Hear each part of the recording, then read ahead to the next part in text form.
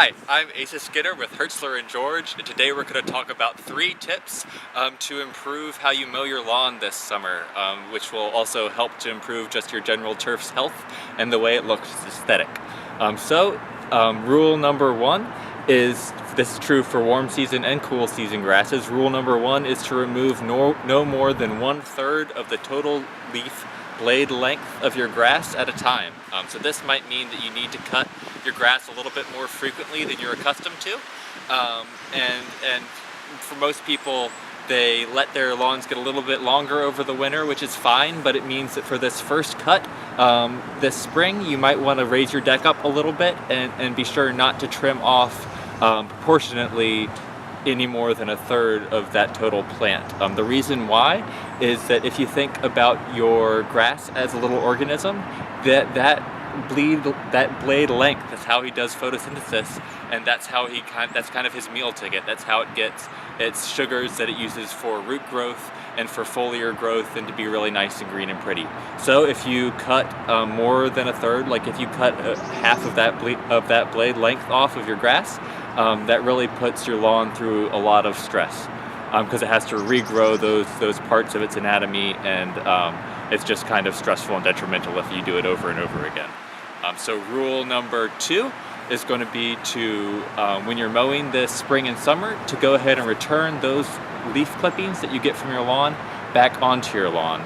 This is done by most people by just having a mulching attachment on your mower, or just by not bagging your grass clippings. If you think about it, everything that your grass needs to, like nutrient-wise, to grow that leafy green growth is bound up inside of its pre-existing growth. So if you cut off the tops of your grass blades and remove all that biomatter, you're really making your grass a lot more reliant on fertilizers to get all of its nutrients for growth. But you can really easily kind of avoid some of those problems by just returning that biomatter back on top of your lawn. And also that will kind of encourage friendly bacteria and friendly fungi to move into your lawn and do some composting, which is really helpful. So rule number 3, and this is the biggest one, is to cut your tall fescue high. The vast majority of lawn companies and homeowners cut their tall fescue lawns way too short. So your fescue lawn is called tall fescue for a reason. It really likes to be cut high. This is different than warm season lawns. Your Bermuda grass or zoysia lawns can tolerate like a 1 to 2 inch mowing, which you may not be able to practically do with a homeowner rotary blade mower. Sometimes that can lead to scalping and things. You might have to raise it up for that reason. But from a turf health perspective, warm season lawns can be cut much shorter. But your tall fescue lawns are different. Tall fescue likes to be cut no less than 3 inches high.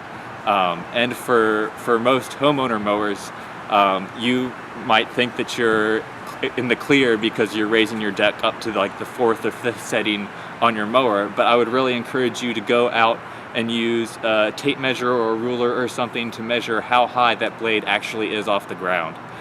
With modern homeowner mowers, it's kind of a liability for companies to make the readings on the side of your deck correspond to actual inches, because to raise a deck higher is a higher probability that anything that you run over will shoot out the side. So for a lawnmower company, it's beneficial for them to kind of make the settings on the side arbitrary and to make you think that you're cutting your lawn a little bit higher than you are. So I'd really encourage that you double check the heights on your mower and make sure that you're cutting no less than 3 inches. I would really encourage you to go significantly higher than that, to like 4 or 4.5 inches, again, because that leaf blade area is your lawn's meal ticket.